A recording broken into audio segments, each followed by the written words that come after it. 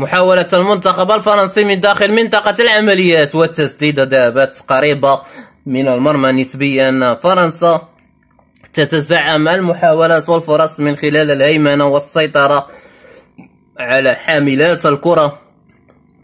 فتيات فرنسا ماذا تفعل في هذه الأثناء؟ 3 أهداف، مما أثار حفيظة وغضب المشجعون المغاربة من هذا الاستاديوم. كرة في وسط الميدان للمنتخب المغربي على أي الوصول إلى الدور الثاني والثمن النهائية. يظل إنجاز المنتخب المغربي ومنتخب نيجيريا ومنتخب جنوب أفريقيا، هؤلاء وصلوا للدور الثمن النهائي، بينما زامبيا خرجت من دور المجموعات وكانت قريبة من التأهل للدور